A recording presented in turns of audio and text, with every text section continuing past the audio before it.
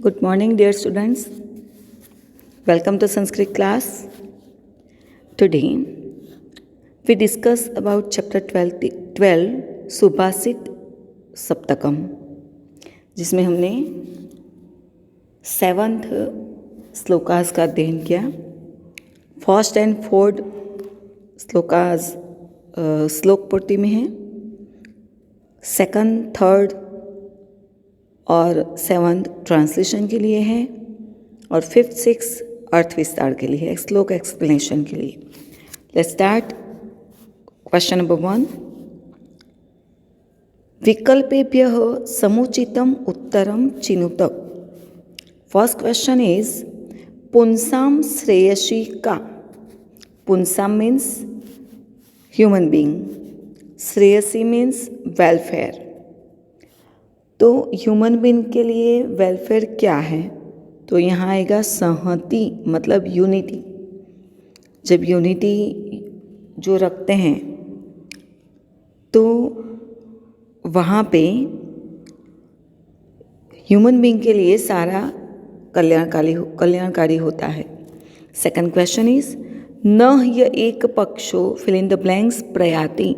प्रयाति का मतलब होता है जाता है, गॉन.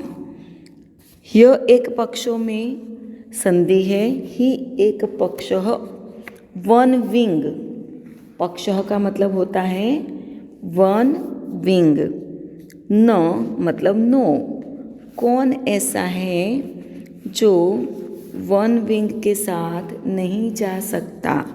तो यहाँ पे आएगा विहगः. विहग मतलब बर्ड. नेक्स्ट क्वेश्चन इज मेघ समम किम न अस्ति. मेघ मतलब क्लाउड जो है वो किसके समान नहीं, किसके समान वह नहीं है? तो उसमें आएगा तोयम. तोयम मतलब वाटर. नेक्स्ट देखेंगे कुल सपद्मनि कह दीपः. डायनेस्टी ऑफ फैमिली में कौन दीपक के समान है? तो होगा गुड सन, सत्पुत्र. नेक्स्ट केसाम नराणाम कृते किमपि असाध्यम नास्ति. केसाम नराणाम मतलब कैसे इंसानों के लिए कुछ भी इम्पॉसिबल नहीं है. Nothing is impossible for fill in the blanks man. तो यहाँ आएगा सोत्साहनाम, enthusiastic man. Nothing is impossible. Next question देखेंगे विहगः शब्दस्य पर्यायकः. विहगः का मतलब क्या होता है? पक्षी, बर्ड. तो यहाँ पे उसका सिनोनिम क्या होगा? खगः. तो यहाँ ऑप्शन देखेंगे विटपः का मतलब होता है ट्री, तथापि मतलब और, एक पक्ष मतलब वन विंग. तो आंसर खगः आएगा जिसका मतलब होता है विहगः. Next which word is used for water in this lesson. तो यहाँ पे सारे शब्द वो वाटर के सिनोनिम है, मतलब जलम के सिनोनिम है, पानी के सिनोनिम है. पर जो शब्द लेशन में यहाँ पद्य में प्रयोग किया गया वह है तोयम. तोयम, वारी, जलम, अम्ब, सलिलम, सारे शब्द वाटर के लिए हैं. अब नेक्स्ट क्वेश्चन देखेंगे एक वाक्य न संस्कृत भाषायाम उत्तर लिखत. एक वाक्य में संस्कृत भाषा में उत्तर लिखना है. हमने श्लोक को अच्छी तरह से पढ़ा है. तो अब देखेंगे कानि पंच सनेह सनेह भवंती. मतलब ऐसा क्या है जो, ऐसा कौन सा 5 है, विच 5 things work do slowly. Slowly मतलब उसको हमें स्लोली करना है. तो वह है पंथाहा. जो हमारा फर्स्ट श्लोक पूर्ति का तैयार हम करेंगे तो आंसर आ जाएगा सने पंथा, सने कंथा, कंथाहा. नेक्स्ट क्या आएगा? पर्वत लंघनम और विद्या च वित्तम. एतानि पंच सनेह सनेह भवन्ति. सेकंड क्वेश्चन है कीदृशाः तंडुलाः न प्ररोहन्ति. कैसे राइस ग्रेन ग्रो नहीं कर सकते? तो तुषे है तुषे का मतलब होता है हस्क, सेपरेट फ्रॉम हस्क। तुषे परिभ्रष्टा तंडुलाः न प्ररोहन्ति, मतलब जो हस्क के सेपरेट हो गया है वह ग्रो नहीं कर सकता। खन्यमाना भूमि किम ददाति, हम भूमि को खोदेंगे तो वह क्या हमें देगी? तोयम। तोयम का मतलब क्या होता है? जल, पानी। पात्रम कह नेव तापयति, कौन है जो पात्र को, वेसल को हीट नहीं करता? तो सत्पुत्र रूपी दीपः, सत्पुत्र रूपी दीपः वेसल को हीट नहीं करता। अब देखेंगे यहाँ पे प्रश्न वाक्य रचयत। खन्यमाना भूमि ही तोयम ददाति, खोदने वाली भूमि हमें क्या देती है? तोयम, तो प्रोनाउंस म का होता है तो यहाँ किम दे लेंगे हम answer. What should be given? Digging by earth. तो यहाँ पे किम से क्वेश्चन होगा और लास्ट में हमें क्वेश्चन मार्क रखना है। सत्पुत्र द्रव्यावसाने समय, द्रव्यावसान समय चलता न दत्ते, तो द्रव्यावसान आने पर अंडरलाइन है तो समय दर्शाया गया है और समय है तो कब। सत्पुत्र कब चलता न दत्ते, तो कदा आएगा, व्हेन। उसके बाद एक पक्षो विहगः न प्रयाति, विहगः कौन वन विंग से नहीं जा सकता, तो कौन की जगह आएगा कह। Who are not go one wing with one wing, तो यहाँ पे कह से क्वेश्चन होगा। नेक्स्ट क्वेश्चन देखेंगे हम। वर्ण वर्ग सहित अनुनासिकम पदम लिखत, तो फ्रेंड्स यहाँ पे हमको जो वर्णमाला है उसको लिखना है क ख ग घ और अंग। मैंने इसको आपको एक बार समझाया है। च छ ज ज और इ, त थ द द अण, त थ द द न, और लास्ट में आएगा प फ ब ब और म। हमें जो करना है वो लास्ट लाइन यह है हमारी, क्योंकि हमें अनुनासिक लिखने हैं यहाँ पे। तो कौन से वर्ग में है तो वह देखना है। सबसे पहले देखेंगे लंघनम, मतलब मैंने आपको बताया था कि जिसके ऊपर अनुस्वार है उसके पड़ोस वाला जो वर्ण है उसको देखना है। मतलब ल के ऊपर अनुस्वार है तो बाजू में क्या है? ग है, तो ग कौन से वर्ग में है? क वर्ग में है, तो यहाँ पे लिखेंगे क वर्ग। और उसका अनुनासिक क्या है? अंग, तो यहाँ पे क्या लिखेंगे? लंघनम, इस तरह से लिखेंगे। उसके बाद देखो पंच, प के ऊपर अनुस्वार है तो बाजू में क्या है? च, और च का अनुनासिक है इय, तो यहाँ पे वर्ग लिखेंगे च और यहाँ लिखेंगे पंच, तो ऐसे ज करके नीचे च ज्वाइंट कर देंगे आधा। उसके बाद देखो बंधु, तो ब के ऊपर अनुस्वार है, बाजू में क्या है? द, तो यहाँ पे देखेंगे त थ द ध न, तो यहाँ पे न अनुनासिक आएगा। अनुनासिक लिखने के बाद हमें अनुस्वार लिखना नहीं है, तो ऐसे आएगा बंधु। कौन से वर्ग में है? त वर्ग में, तो वर्ग लिखेंगे तंदुल, त के ऊपर अनुस्वार है, बाजू में क्या है? द है, तो त वर्ग में आएगा। यहाँ पे देखो और ड है, तो यहाँ पे ड लिखेंगे ऐसे, और तंदुल किस तरह से लिखेंगे?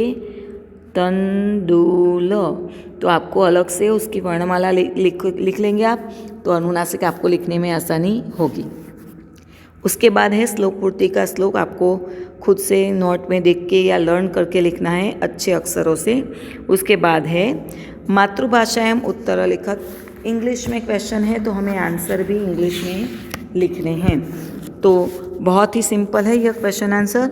विच आर 5 इम्पेरिजेबल ट्रीटीज, कौन सा जो खजाना है वो घुट नहीं सकता, कम नहीं हो सकता, तो यहाँ पे आएगा the 5 imperishable treaties are character, Seelam सौर्य अनालस्य वाला जो सेकंड श्लोक है हमारा, उसका ट्रांसलेशन हम लिखेंगे character, bravery, illustrations and scholarship and collection of good friends.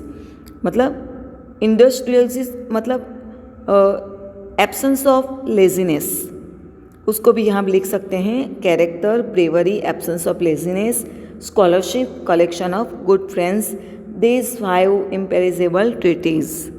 तो सेकंड क्वेश्चन देखेंगे हम, what does poet want to convey by saying a bird can not fly with one wing. कवि ऐसे क्यों कह रहे हैं, किसको दर्शाने के लिए कह रहे हैं कि bird can not fly one wing. तो यहाँ पे देखो, what does the poet want to convey by saying a bird can not one wing, a bird can not fly with one wing, it required both wing. उसको दोनों wing compulsory चाहिए। Similarly, in order to be a really learn person, one should have all the quality like truthfulness, penance, non-violence, knowledge, respect for learned person and good character. Merely learning or scholarship is not enough. Only कुछ आपको आता है इतना enough नहीं है, पूरे 6 qualities उसमें होनी चाहिए। मोस्ट टाइम भी क्वेश्चन है यह। और उसके बाद लास्ट देखेंगे, why is a good son called a lamp. एक अच्छे पुत्र को लैम्प की तरह क्यों दर्शाया गया है? Because a lamp gives light and displays darkness. Similarly, a good son spread light in his own family. He makes the family famous and well known. He is the savior of the family. इसी वजह से उसको lamp कहा गया है, सन को। अब यहाँ पे दोनों को हमें मोस्ट एमपी लेना है। अर्थ विस्तार में क्वेश्चन पेपर में भी आएगा। अनुवादम कृत्वा, तो यहाँ पे मैं आपको बताना चाहूँगी 3 मार्क्स में पूछा जाएगा। 1 मार्क्स होगा ट्रांसलेशन का और 2 मार्क्स होगा एक्सप्लेनेशन का।